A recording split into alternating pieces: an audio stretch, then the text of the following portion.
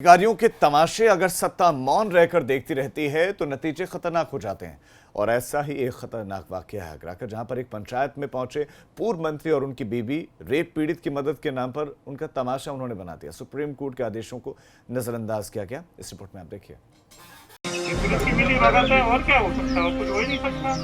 आगरा के मनौना में हुई ये पंचायत अब सुर्खियों में है।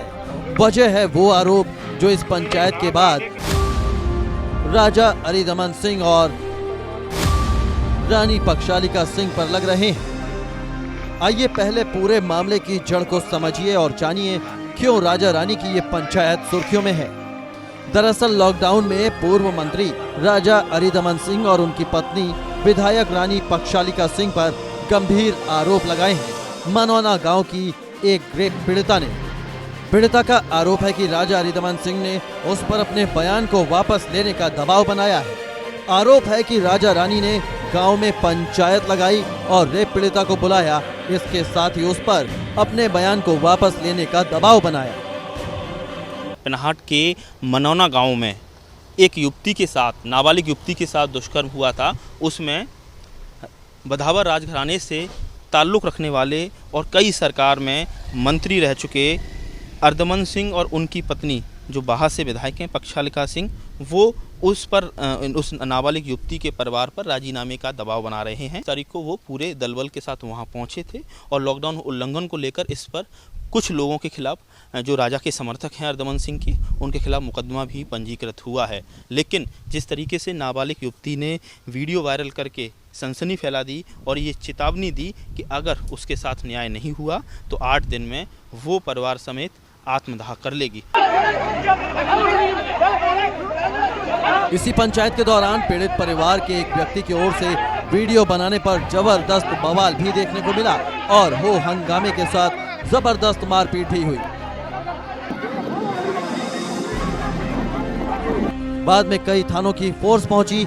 जिस वक्त पूर्व मंत्री अरिदमन सिंह और उनकी पत्नी पक्षालिका सिंह मनौना गांव पहुंचे तो वहीं क्षेत्राधिकारी पिनाहट हरीश चंद्र टमटा को भी उन्होंने मौके पर बुला लिया। तस्वीरों में आप साफ देख सकते हैं कि लॉकडाउन के वक्त राजा साहब की पंचायत में सीओ साहब भी हाजिरी लगा रहे हैं। नाबालिग पीड़ित युवती ने आरोप लगाया कि 20 से 25 गाड़ियों में राजा के साथ लोग यहां आए और उन्होंने दबाव डाला कि राजीनामा कर लो, नहीं तो गांव में रहने नहीं देंगे।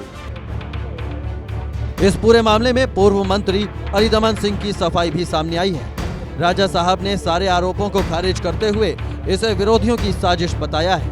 उनका कहना है कि वो लड़की की मदद के लिए ही गांव पहुंचे थे। देखिए, मैं तो यह मानता हूं कि इसमें एक षड्यंत्र है, साथ साथ पुलिस की संलिप्तता, लोकल पुलिस की संलिप्तता है। तो जो शुरू से जिस दिन से ये घटना घटी, हम लोग पुलिस के संपर्क में नीचे से ऊपर तक एसओ से, सीओ से, एसएसपी, एसपीआर संबंध में, और ये मांग करते चले आ रहे हैं कि इन पे कार्रवाई क्यों नहीं हुई। तो हर टाइम ये मिलता है कि जब लड़की बयान देगी तब करेगी। लड़की का बयान क्यों है? जब आप एक आदमी अरेस्ट हो चुका है, वो नामजद है, उनके साथ 3 अज्ञात हैं। तो जो अज्ञात है, जिससे अगर कड़ाई से इंटरोगेशन में उसी से वो होता तो पुलिस को वो नाम नहीं बताता। वहीं बाहर से विधायक पक्षालिका सिंह का बयान भी राजा साहब के जैसा ही है। तो कुशवाहा समाज हमारे पास आया था कहने के लिए कि बार बार हम लोग के साथ ही हो रहा है और हम लोग को न्याय क्यों नहीं मिल रहा है, ना पुलिस सुन रही है, ना कोई हमारे लिए कार्रवाई कुछ कर रहा है।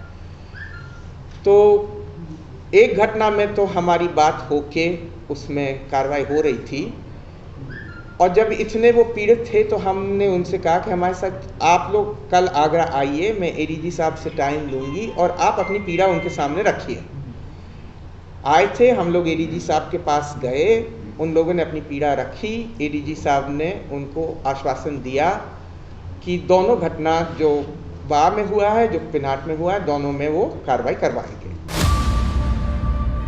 सुना आपने, पक्षालिका सिंह का कहना है कि उनके पास कुछ लोग आए थे।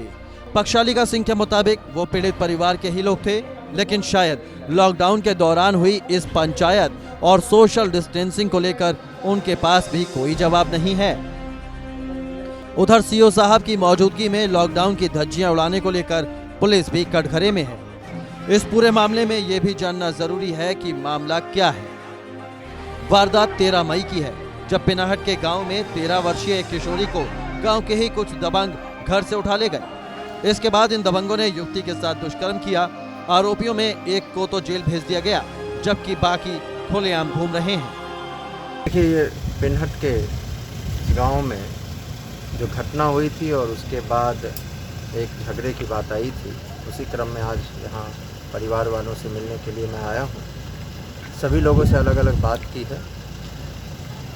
थोड़ी सी असुरक्षा के भाव इन्होंने व्यक्त किए थे, जिसके संबंध में पूर्व से ही यहाँ 24 घंटे की ड्यूटी भी लगा दी गई है। उनकी जो समस्याएं हैं उनको भी देख लिया गया है। जो मुकदमा पंजीकृत है उसमें एक व्यक्ति जिनको नामजद किया गया था उसे गिरफ्तार कर जेल भेज दिया गया है। अन्य अभियुक्तों की पूरी छानबीन चल रही है और जो भी तथ्य प्रकाश में आएंगे उसके आधार पर आगे की कार्रवाई होगी। ऐसे में अभी तक युवती के साथ दुष्कर्म करने वाले 3 लोगों को पुलिस पकड़ नहीं पाई है। वहीं सवाल ये भी उठता है कि आखिर ऐसी क्या मजबूरी रही कि पूर्व मंत्री लॉकडाउन की धज्जियां उड़ाते हुए खुद ही जज बनकर पीड़ित युवती के गांव पहुंच गए।